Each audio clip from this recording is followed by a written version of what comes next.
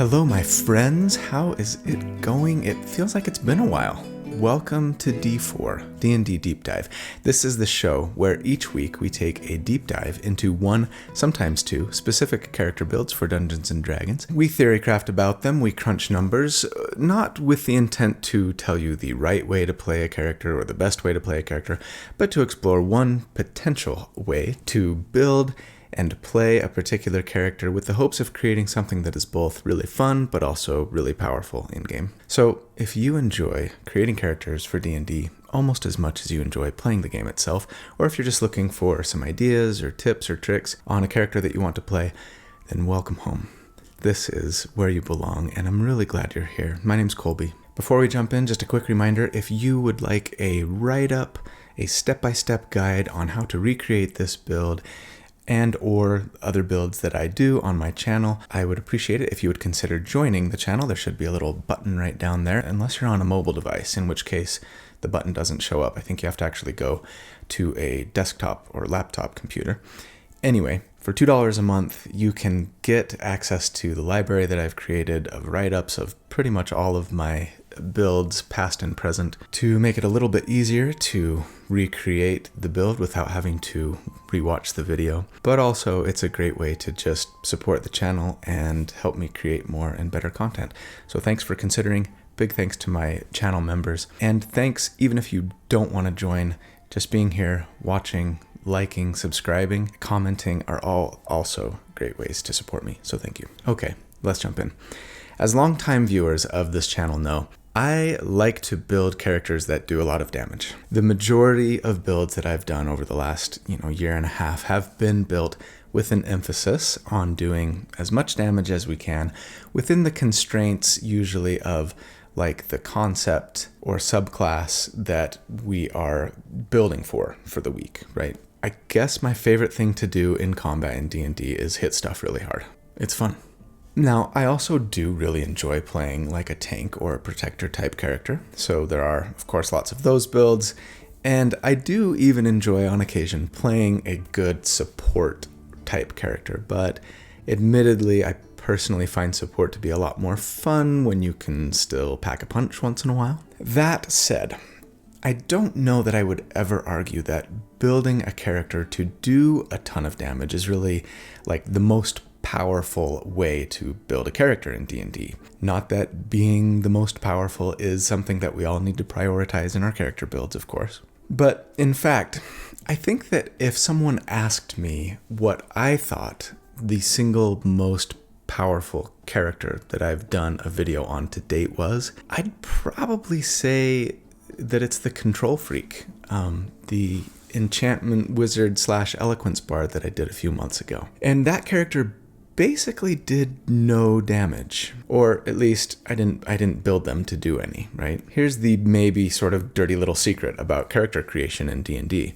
Doing damage for a character is fairly easy to come by. Now, of course, there are ways to build characters to really increase the amount of damage that you do and sort of optimize for that and do a lot more than you maybe otherwise would. But, I mean, very often you don't need to do 40 or 50 or 60 DPR, damage per round, right? To get the job done, to be effective. Sometimes 20 or 30 DPR will get the job done almost as well. It might make the difference of an enemy surviving for an extra round if you do less damage. And that, of course, could have a very significant impact on the way a combat encounter turns out. But sometimes it won't really make very much difference at all if you do a little more damage. But controlling your enemies on the battlefield, on the other hand, has a huge, massive, potentially encounter-breaking power to it that more damage might not really be able to compete with in many combat encounters,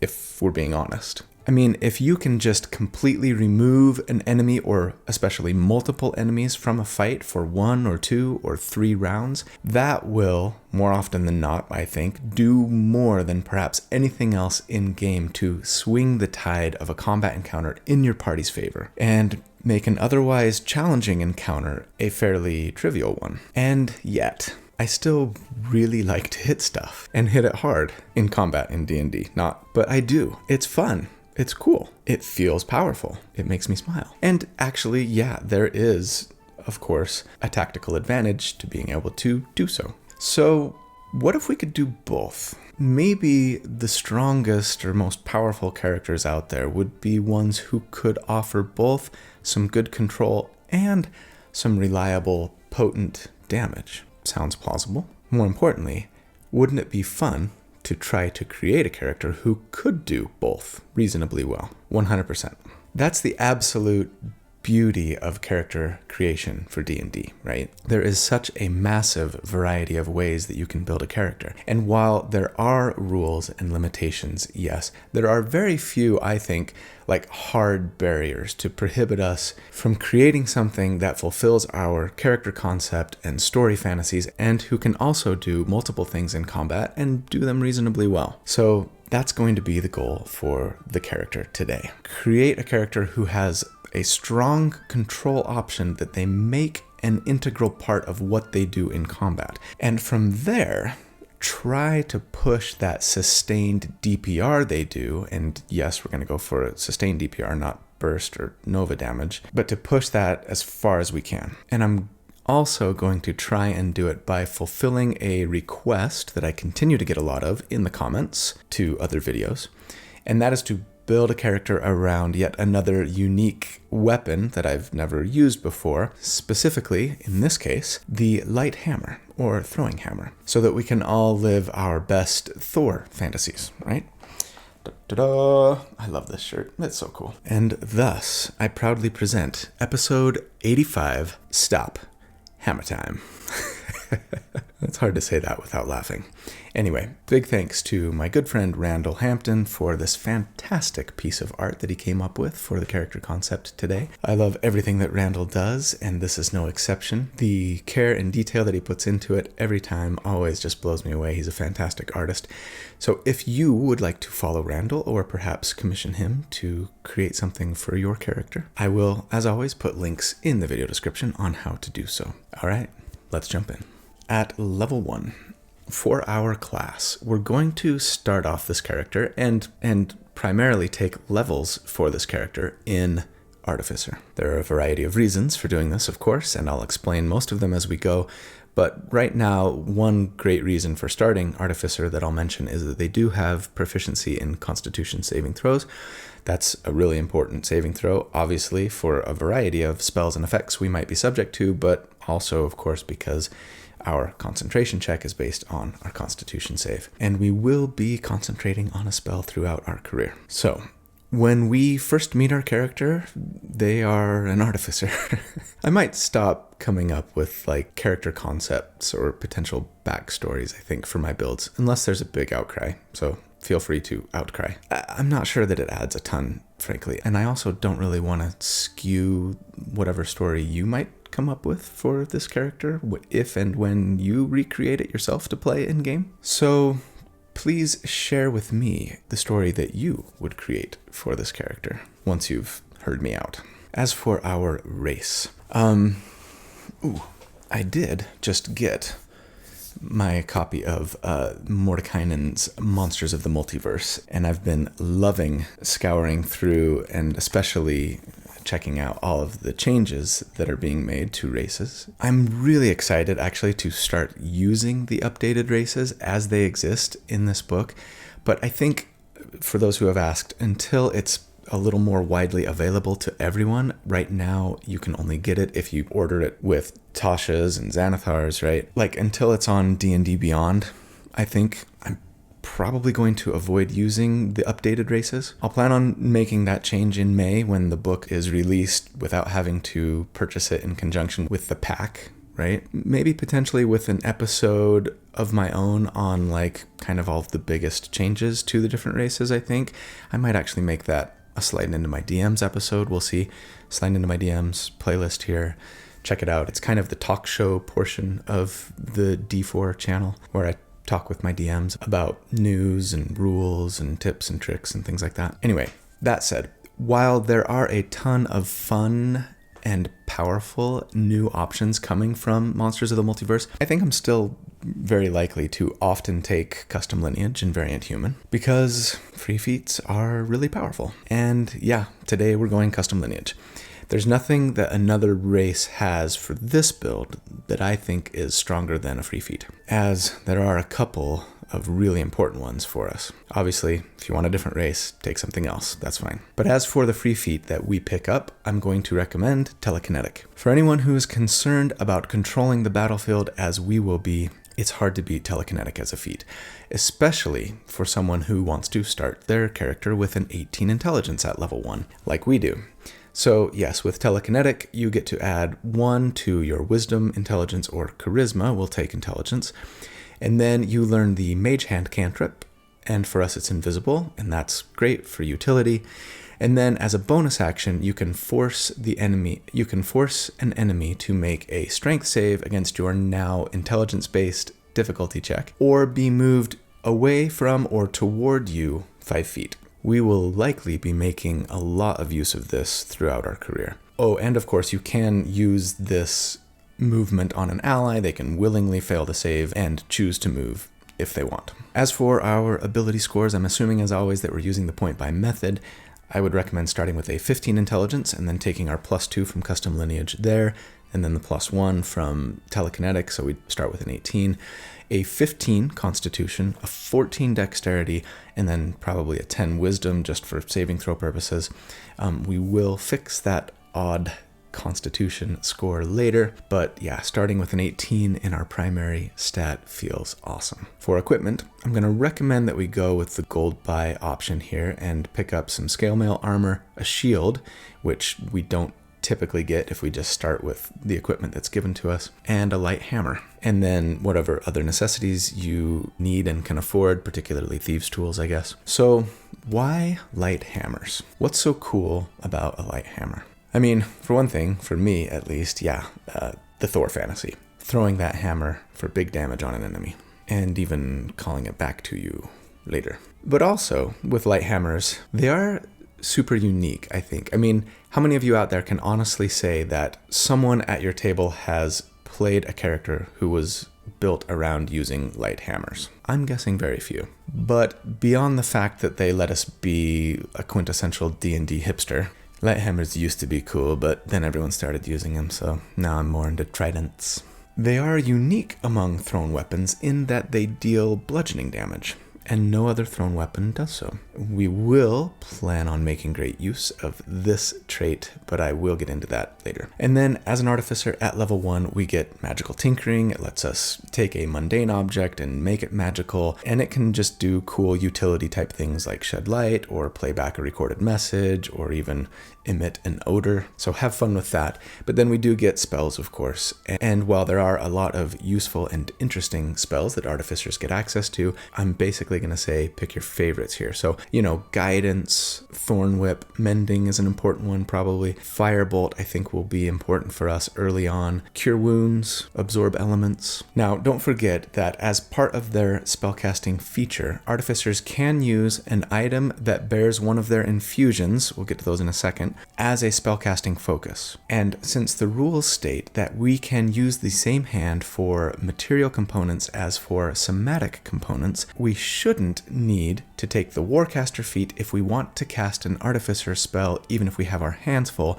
once we hit level 2 and get infusions, except potentially in the situation where the spell has a somatic component but not a material one. Now, I think that most tables would allow it anyway, but there may be some that would be like, well, you can use the same hand for a somatic component as for a material component, yes, but this spell doesn't have a material component, so you need a free hand for the somatic component still. Even if this is the case at your table, we will have a way to deal with it eventually anyway, so don't worry too much. The rest of you are probably rolling your eyes at the granularity here, and if so, congratulations on having a lenient DM. Now, one note.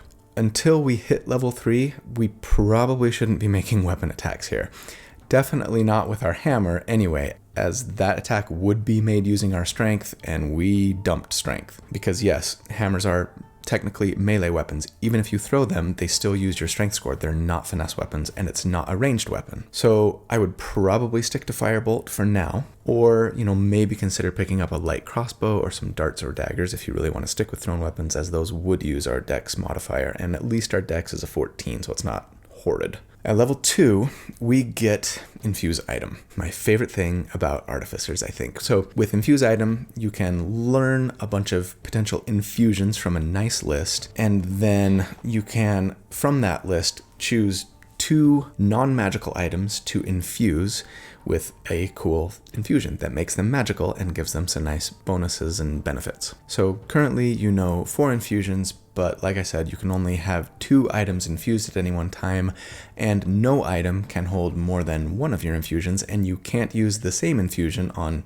2 different items, right? In the Mount and Blade video that I just did last week and the week before, it was a 2-parter, I talked a little bit about how when I crunch numbers, Artificer builds often get an advantage compared to other characters in that, thanks to the fabulous Infuse Item feature, we have guaranteed magic items on Artificers that I don't assume we have for other builds, just because I have no way of knowing what magic items you might actually be able to get on your character at your table otherwise, right? In reality, the advantage Artificers have on the spreadsheet might be overblown, since in all likelihood, the non-Artificers of the world will have magic items to improve their combat prowess in game too. That said, I think Artificers still do have an advantage when it comes to magic items, in that while everyone might get some eventually, the Artificer can ultimately attune to more than other characters.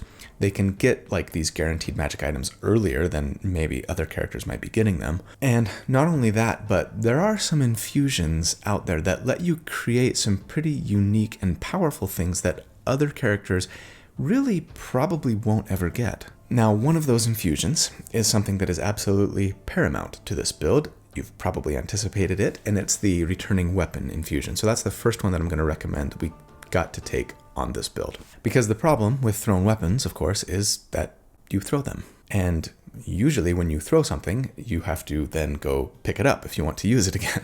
And that might not always be easy to do in the middle of combat, right? And if it's a magic weapon, you really don't want to be throwing it. Enter, then, the Returning Weapon infusion. This infusion is just amazing for a thrown weapon focused character, because it not only gives your thrown weapon a +1 to hit and damage, but it also causes the weapon to instantly return to your hand immediately after you throw it, so you could throw it again if you had extra attack. You don't have to worry about going and picking it up. You don't have to worry about stocking a ton of hammers on you, because you're just going to be throwing them the whole time during combat. Such a huge factor for this character. And again, plays really well into my Thor fantasy, even though we're not really trying to recreate Thor here with this character. Let me get that out of the way, I guess. Anyway, as for your second infusion, I will suggest one of 2. Either Enhanced Defense to improve your armor class by 1, or Mind Sharpener to really improve your concentration checks. I think I'd probably take Mind Sharpener here. I mean, raising our armor class by 1 is nice, of course, but maintaining concentration on this character is going to be paramount to our control capabilities. And with Mind Sharpener, you put it on your armor or on some robes, so that 1d4 times per day, when you fail a concentration check, you just succeed instead.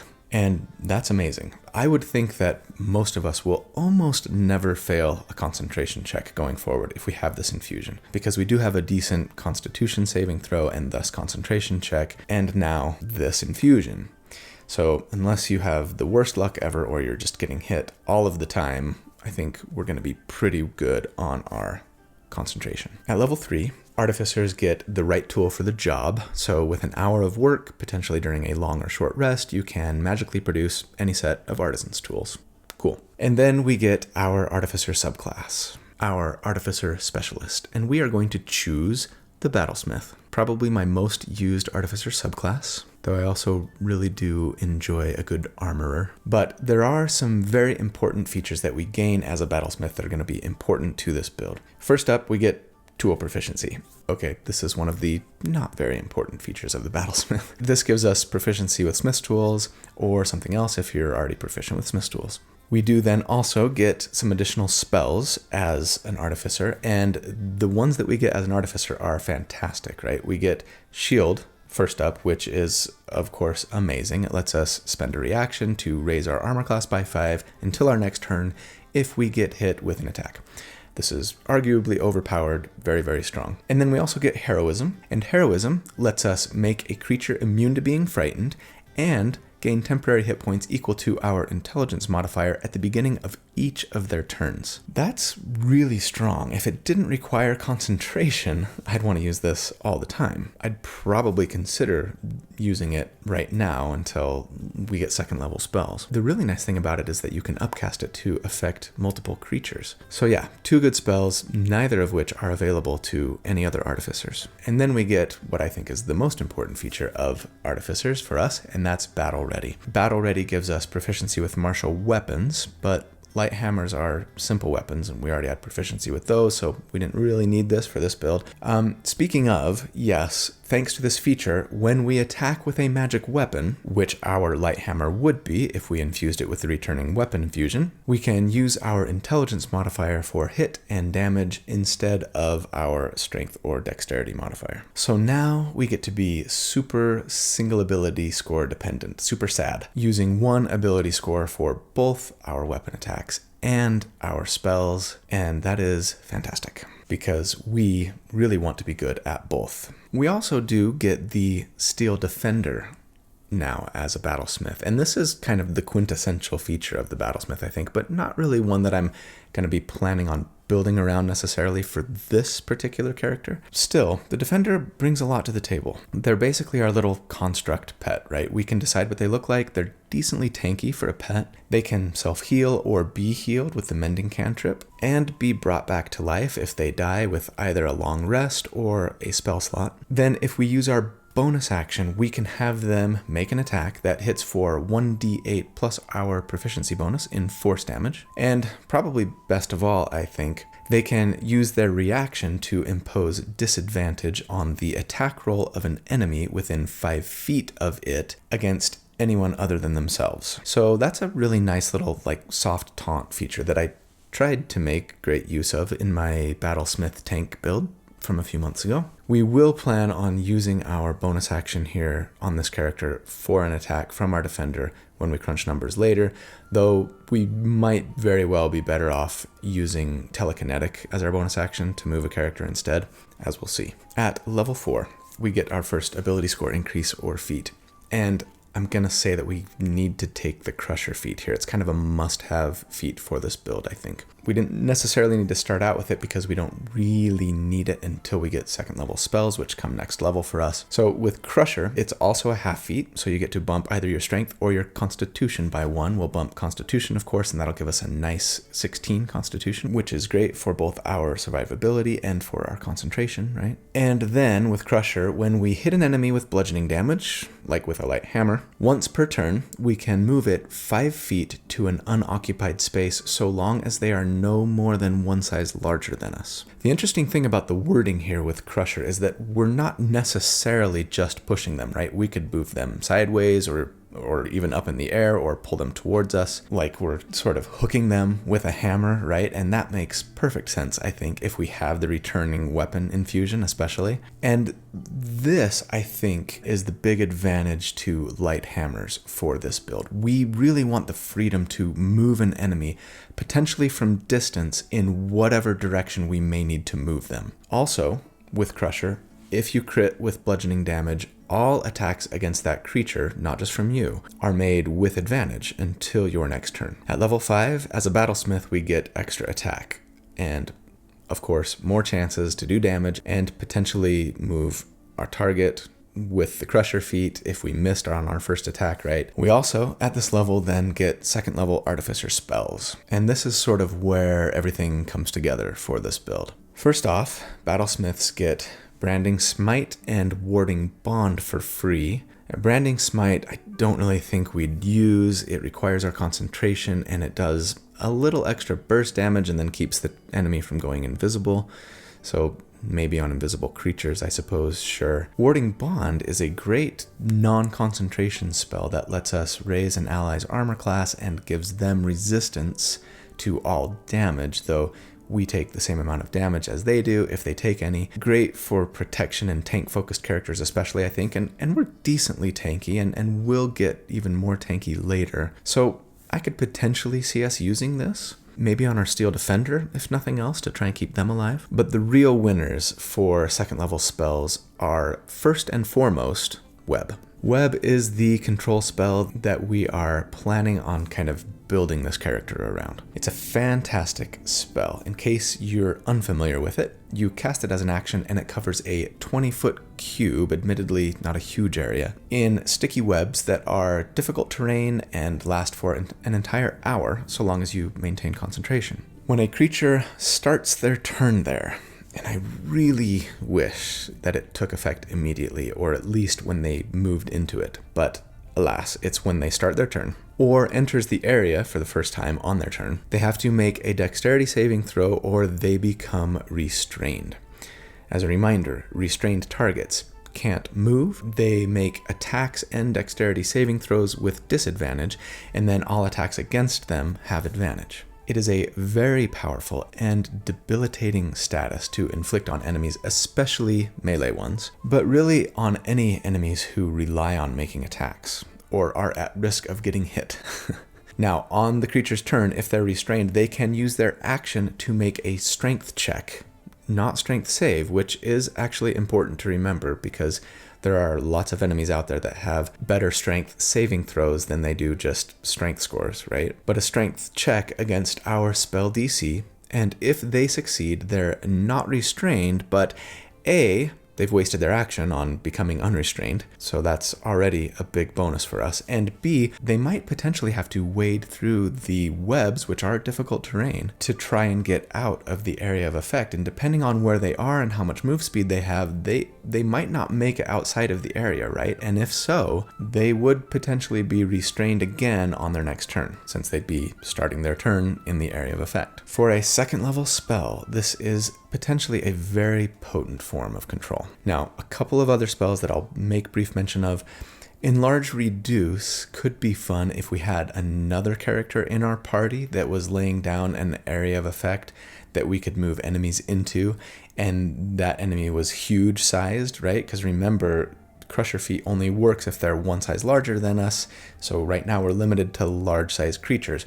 We grow ourselves to large, now we can move huge creatures with Crusher. It does require our concentration, so if we used it, we couldn't also use Web until later. Spoiler alert. But with Enlarge Reduce, we could cause ourselves to grow one size larger, we'd do a little extra damage, and then again could move an enemy that was huge with our Crusher Feet. The other spell that we should definitely consider having here is Vortex Warp. This is a fantastic spell. It came to us from the Strixhaven book, so as long as you can use that at your table, it's a super powerful spell to have.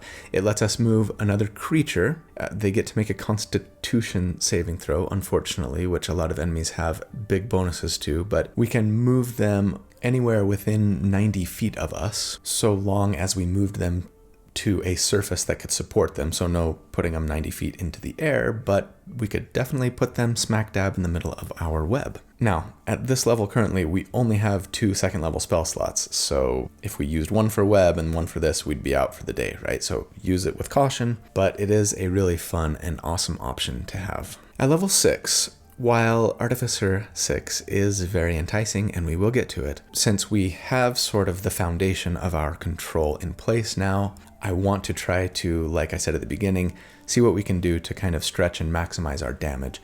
So I'm going to take some fighter levels right now. And actually not just to increase our damage, but for some other reasons that we'll get to. Feel free to continue with Artificer if you'd like, of course. But for us, we'd be a fighter 1 at this level. We get second wind. You can heal yourself with a bonus action once per short rest. And then we get a fighting style. And I, of course, want to take the thrown weapon fighting style here. Thrown weapon fighting style lets you draw a thrown weapon as part of the attack you make with it, and then adds 2 to the damage that you deal with thrown weapons. If it matters at your table, then I would probably always stow your light hammer on your turn when you're done making your attacks, so that you could have a free hand in case you did need one to cast a spell that had a somatic component but not a material one.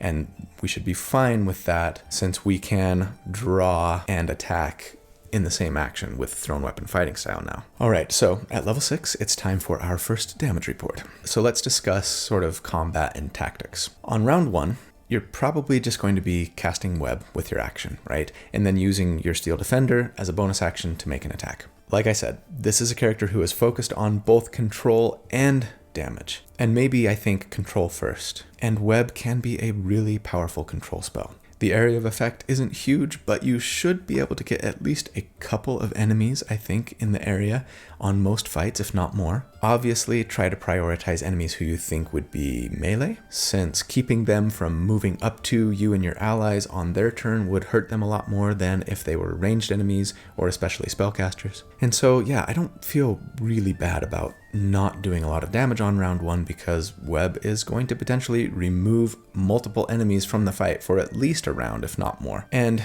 realistically, like we've said, that's probably more valuable most of the time than smashing one target with a hammer. We smash it with a hammer! Ha ha ha ha!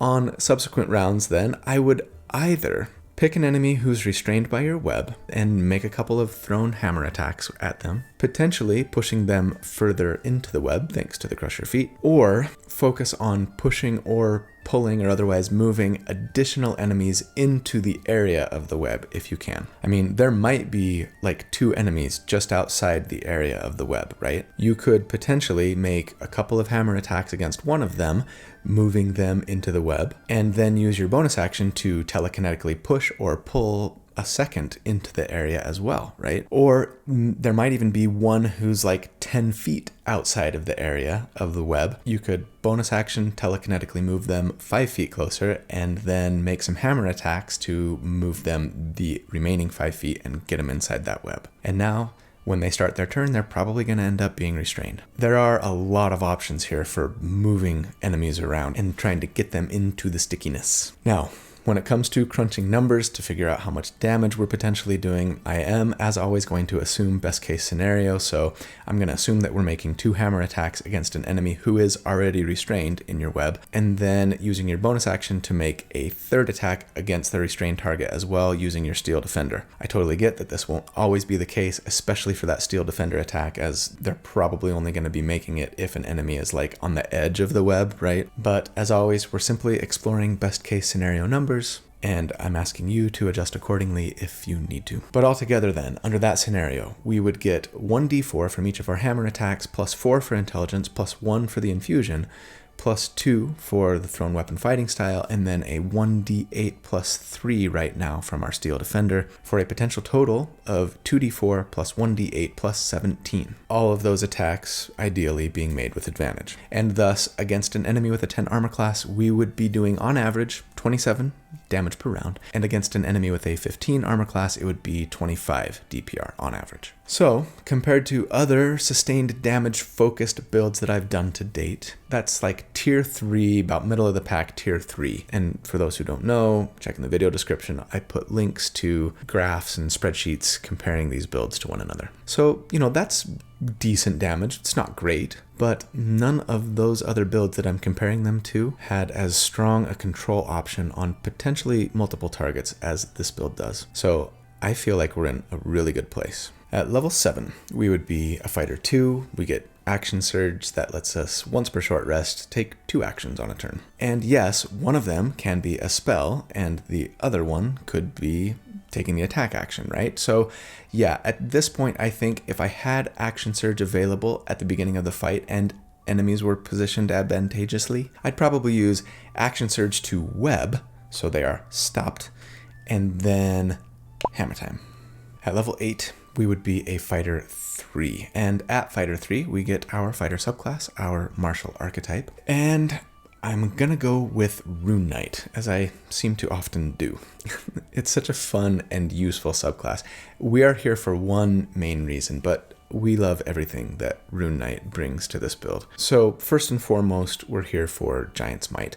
With Giant Smite, as a bonus action, proficiency bonus times per day, we can grow to large size for a minute. And this means that we can now use the Crusher feat on enemies who are huge or smaller without having to give up our concentration to do so. This will be, I think, really important for this build as we get higher and higher level especially, and huge and even larger creatures become more and more common. We also, with Giant Smite, get to add an extra 1d6 of damage once per turn when we hit an enemy with a weapon attack, so we'll enjoy that little bump to our sustained damage as well. And we also get the Rune Carver feat, which is just so great and fun.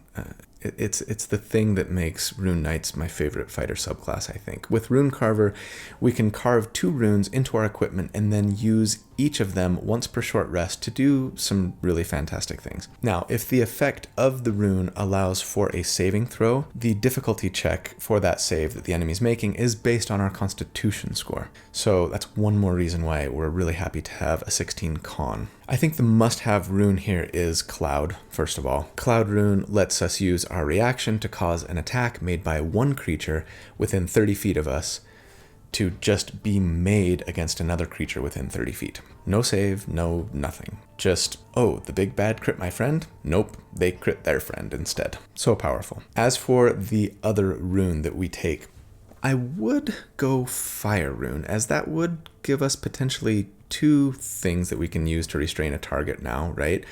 Because with Fire Rune, when you hit an enemy with a weapon attack, you can do some extra damage, but then also force a strength save, and if they fail, they are restrained with fiery shackles. But, I mean, you wouldn't want to use this on an enemy who's already restrained by your web, first of all, even though having 2 forms of restraint could potentially be nice, but that fire damage could potentially light your web on fire and thus destroy it. And even though that would do a little extra damage to the enemies that are in the web, I can't imagine this being worth doing except for in the most extreme of circumstances. And plus, enemies with high strength scores and saves are already kind of strong against web, at least after the initial dexterity save. So I don't really want to have another strength-based control option here. I'd like to instead give ourselves an option for a different form of control that's based on a different ability score. And so I want to go Stone Rune here. With Stone Rune,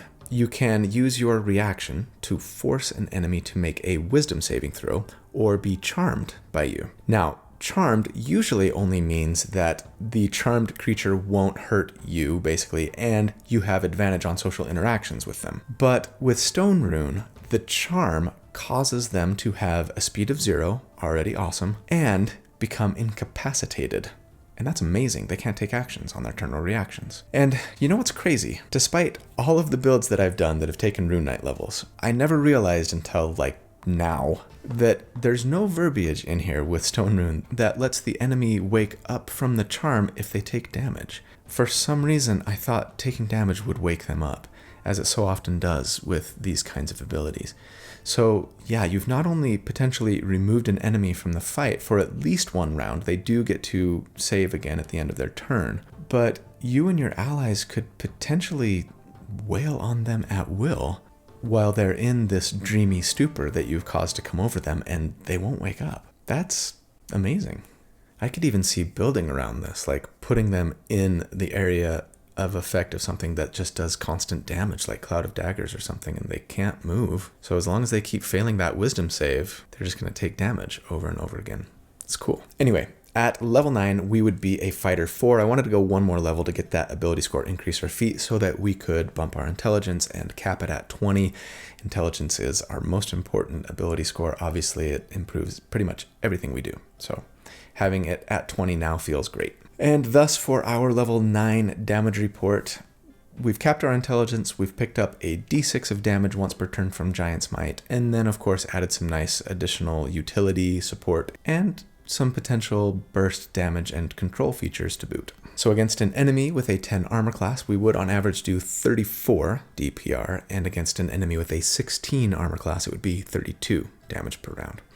again under the optimal conditions that I outlined previously. Now that puts us closer to the bottom of tier 3 compared to other sustained damage builds at this level, but again, we're still bringing a lot more to the table than just damage, which is great. At level 10, I can see us potentially going one of two ways here. My original plan with this character actually was to go Ranger at this point. Ranger would give us a lot of nice benefits, some useful spells, a fighting style that I'd really like to get, some utility, and also, maybe most attractively, the Swarm Keeper subclass, which would give us either a little extra damage on a hit, or more importantly for our purposes, I think, the ability to move yet another target when you hit them, but this time up to 15 feet horizontally. Meaning you could potentially move 3 targets on your turn, one with each of your attacks, Crusher, Swarm Keeper, and a third with telekinetic. It would be really potent and a lot of fun, I think, to be sort of the master of battlefield movement, having now 3 ways to constantly be shoving enemies back into your web every time they manage to break out, while still peppering them with some pretty decent damage. The big problem with Swarm Keeper, of course, was the requirement for a high wisdom score for that forced movement that they get to work really well. So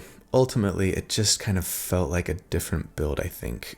One that I have kind of already done, I guess, with the Swarm Keeper Slingshot. I'm running out of cards. Regardless, if that sounds fun to you, especially I think if you rolled for stats and ended up with a really good wisdom score, or you were willing to dump some other stat, you should absolutely do it. The thing about Artificers, though, in my opinion, is that if you're going Artificer, you should probably either just take a dip or go mostly Artificer. No 5 levels in and then just stop. A lot of the best Artificer features come at later levels. So I'm going to go back to Artificer now. We'll be an Artificer 6, and I'm going to stick with it the rest of the way. As an Artificer 6, we get Tool Expertise. That lets us double our proficiency bonus for any tool check we make. And I mean, really, Thieves' tools, I think, are the only set of tools that get regular, consistent use in most games. So sure, now you're pretty good at picking locks and disarming traps, which might be nice if you don't have a rogue, or the rogue is dead. And we also get a 3rd infused item that we can have now. And I would go with Repulsion Shield, especially for this build, I think. Repulsion Shield was not available to us until Artificer 6. And with Repulsion Shield, you enhance your shield to give it an additional +1 to your armor class, and then you get 1d4 charges per day, which can be used as a reaction, and when you're hit by a melee attack, to push the attacker up to 15 feet away from you. So yeah, I would absolutely try to position yourself in a way so that if the enemy hits you, you could push them into your web for doing so. They don't get to save, there's no size restriction on this or anything. It just works. And when this happens, it will be amazing and you will feel awesome. Never since the Thornlock has anyone wanted to get hit so badly in D&D. Please hit me, oh please hit me, please, oh please, oh please. At level 11, we'd be an Artificer 7 and we get Flash of Genius. This tells us that intelligence modifier times per day when you or another creature you can see within 30 feet that makes an ability check or saving throw, you can use your reaction to add your intelligence modifier to the roll. Now, we're not told that you can wait until after the roll to decide if you want to use it, unfortunately. But still, this will be some nice insurance against a really important save, and the fact that you can extend it to your allies makes it a really pretty nice support feature. At level 12, we'd be an Artificer 8, and we get another ability score increase or feat. If you wanted to improve your defense and play it safe, take Resilient Wisdom here, I think. It would give us saving throw proficiency in one of the more important saves that characters have to face in game. Since I don't like playing it safe and would rather make poor decisions that I then regret later, I'm going to take Fighting Initiate so that I can learn one fighting style of my choice and pick up the dueling fighting style. I know it's not a huge damage bump. It will let us add yet another 2 damage to the 2 hammer attacks that we're making each turn. I mean, even though I am creating this sort of hybrid of a controller and damage dealer character here, I am still comparing them to other damage dealers, and they're falling behind. I'm trying to do everything I can to help them keep up, and this is probably the best thing we can do if we want to stay committed to the web spell and to light hammer attacks, I think.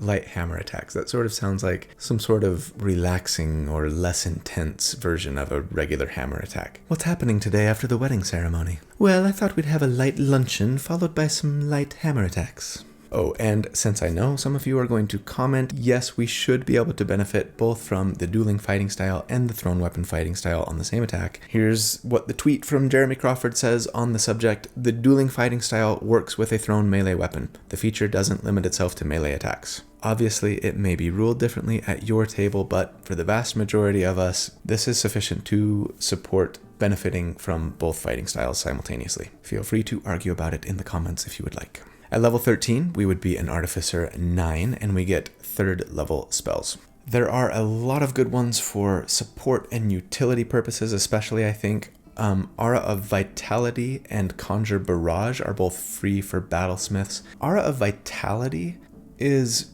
really a potentially potent way to heal up your party between combat, as it heals for 2d6 hit points every round for a minute. So, about 70 hit points of healing on average over that 1 minute. It does require concentration, so I don't think we'd typically be using this in combat, but it's a nice thing to have, particularly between combats. Conjure Barrage, I don't imagine using very often. It does some fairly mediocre area of effect damage, basically. As for the rest of them, Catnap, Dispel Magic, Fly, of course, Revivify, of course, Haste.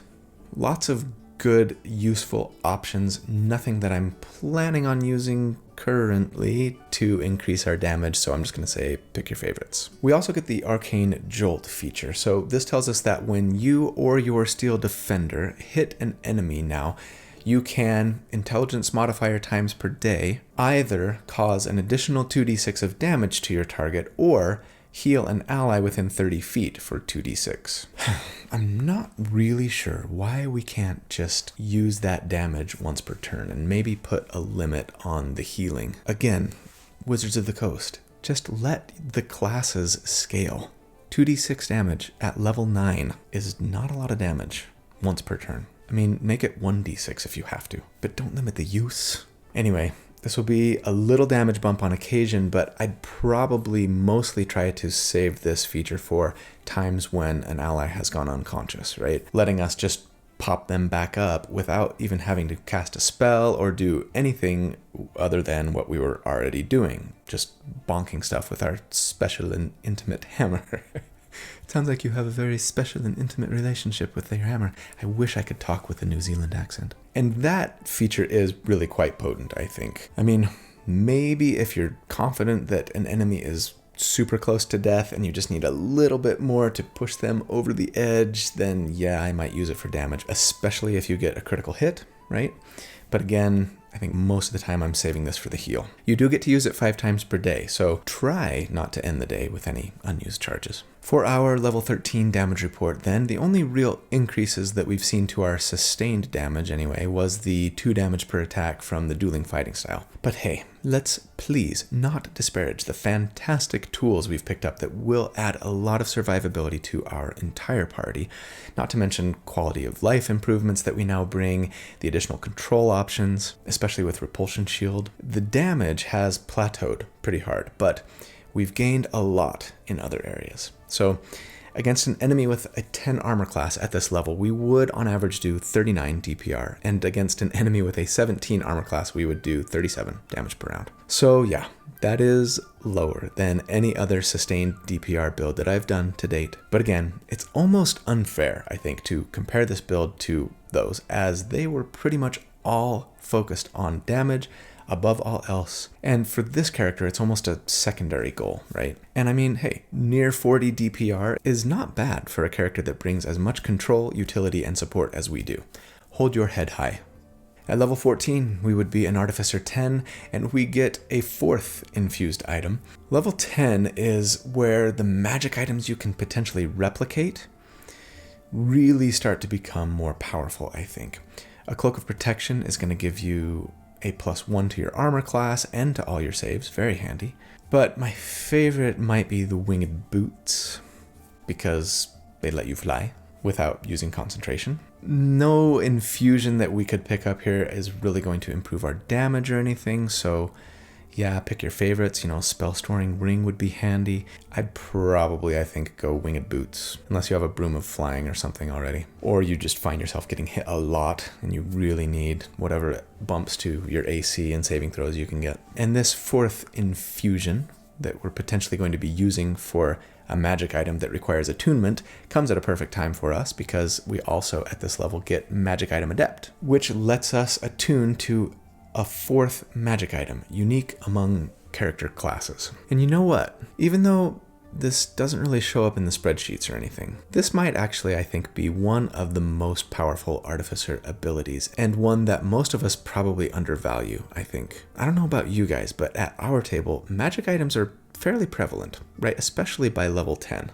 And those attunement slots tend to fill up pretty dang quickly. I would absolutely love to have a fourth attunement slot. I'm thinking about the character that I'm playing in our Tales of Veneria campaign right now, and how bad I wish I could attune to another magic item. So yeah, that's potentially a big power increase, but it just depends on so many things, right, that I don't really have any way to account for the actual additional power it gives us. I think it likely that this is a really big deal for your character at your table. At level 15, we would be an Artificer 11, and this is the level that more than anything else really made me want to stick with Artificer, because at Artificer 11 we get the spell storing item, and this might be the most powerful Artificer feature of all, I think. With spell storing item, we touch a weapon or a spell focus and can then store a first or second level Artificer spell in it that has a casting time of 1 action. And then, while holding this object, a creature, not just you, can take an action to cast that spell using your spell modifier. Importantly, we're told if it requires concentration, the creature must concentrate. The creature must concentrate. And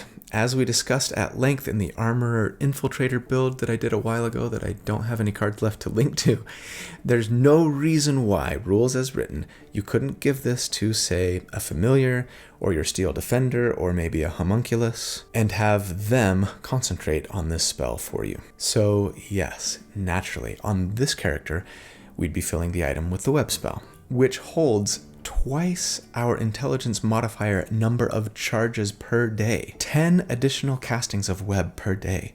We have 3 second level spell slots. Now we basically have 13. And maybe most potently, a second concentration option, right? Now, as to who or what we should be giving this item to, yes, we could give it to our Steel Defender, but that makes me a little nervous, as we got to experience firsthand when we did our collaboration one-shot with the Dungeon Dudes and Treant Monk. Unless you build for it, like I did try to do with my Battlesmith tank build, the Steel Defender is not particularly beefy. They can't take a ton of hits, right? And they're out there trying to mix it up, do some damage, impose disadvantage on enemies, etc., etc. They do essentially have proficiency in con saves, +2, so that's like a +7 right now for them. It's not too shabby, but still, I think if it were me, I'd probably switch one of my infused items right now from my winged boots, probably to the homunculus servant infusion. And yeah, with that infusion, we can create a little homunculus, right? I'd get a backpack,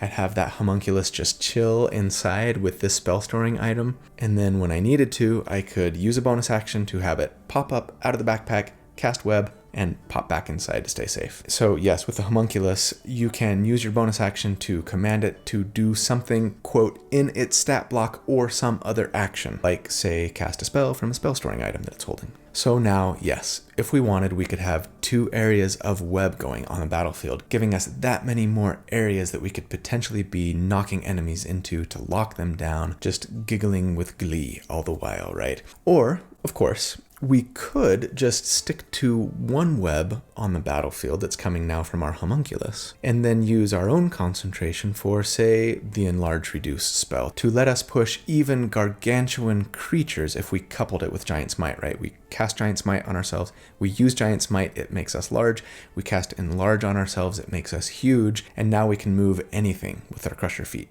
Or, you know what? Sure. Why not? Let's assume we took the haste spell when we got 3rd level artificer spells when we crunch numbers next time to double our move speed, maybe potentially letting us better position ourselves to land attacks and move enemies into our web and be ready for that repulsion shield attack.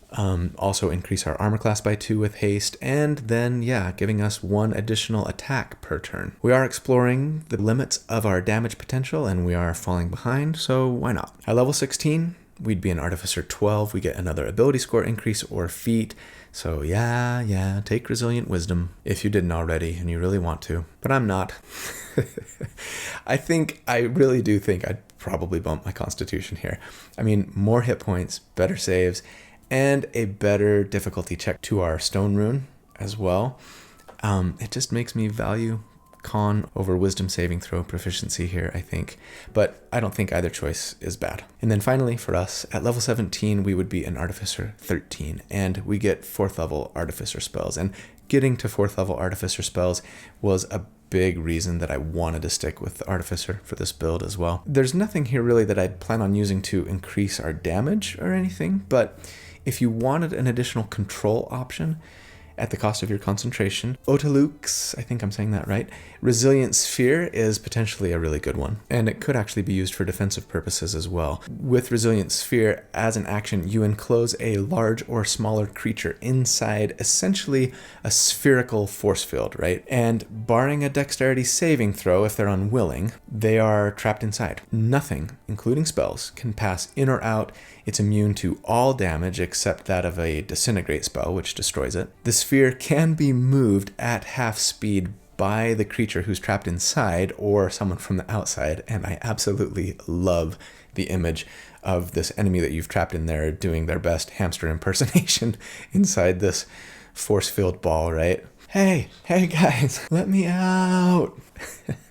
It can also be a nice way to protect yourself or a friend who's about to go down, right? And maybe let them heal themselves if they can, or otherwise be protected until they're ready to get back into the fight. The other spell I'll mention, Arcane Eye. It's a fantastic utility spell that would basically let you create an invisible floating eye that you could use to scout out an entire dungeon if you wanted to, as everything the eye sees is transmitted back directly to your brain. For our final damage report, however, I will assume that we are using haste for our own concentration for that extra attack that it grants us among the other benefits. You, of course, might want to opt for a second casting of Web or Resilient Sphere or Enlarge Reduce or something else. If we're using haste, it's really the only thing we've gained since the last damage report to increase our damage, aside from a proficiency bonus bump, I guess. But again, we've picked up some really nice utility, control, and even support options. And so, against an enemy with a 10 armor class, on average, we would do 53 damage per round. And against an enemy with an 18 armor class, it would be 50 DPR, putting us just below most of the tier 3 DPR builds when we compare them at this level. And so, let's discuss final thoughts. The tier score for this character, if you average all of the damage calculated against all enemy armor classes at each of the damage reports that I do, they wind up with the fairly humble 35, which is just below the previous lowest score holder, the Mounted Battlesmith, and they are very grateful to have someone below them now. Dang, poor Battlesmiths. But let's not focus on that number for just a sec. If you look back on this build, you will see a character who, while they might not do amazing damage, they're still just barely below other builds that were built to try to optimize for damage. And in addition to just DPR, they are pretty dang tanky, very easily getting into the low 20s of AC, especially if you take infusions for it, not to mention having access to the shield spell and absorb elements and things. They bring a lot of ways to help protect their allies too, from a steel defender who's imposing disadvantage on enemy attacks to some great protection-based spells and things like Flash of Genius and Cloud Rune. They can heal, they provide great utility, and above all, they provide some serious lockdown potential, restraining often multiple enemies, and even if those enemies escape, very often pushing them back into the restraint over and over again. In true, I think, artificer fashion, this character is a veritable Swiss Army knife. So sure, sometimes it's tempting for people, and I myself have been guilty of this in the past, to call artificers underpowered. And maybe from a pure damage perspective, they might bring a little less to the table than other classes. But if you consider the power of a character to be more than just what can easily be measured with DPR calculations, I think this character is potentially a lot stronger an ally than someone who might do twice their damage per round but little else. And it's that versatility and especially control potential that would make them so much fun to play in game, I think. And hey, at the end of the day, they can still pack a pretty decent punch. So that's the build for the week. I hope you guys enjoyed watching it as much as I enjoyed creating it. Thanks. I love you guys madly. I appreciate all that you do to support the channel. Please check out the other content on the channel if you're not in the habit of doing so. But more importantly, have a fantastic day, a fantastic week. I hope to see you again very soon. And until then, take care, be safe, be good, be kind. Bye-bye.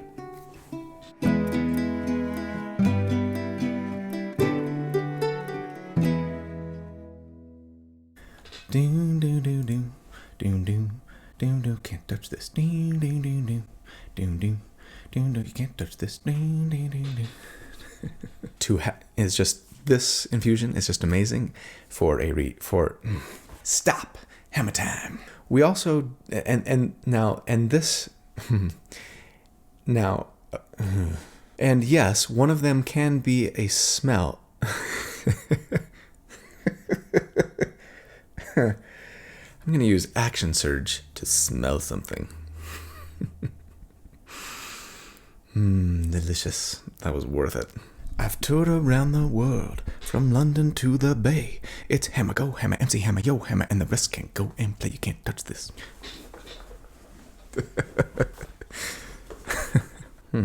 No, don't even say that. Okay, I am done, and I am hungry.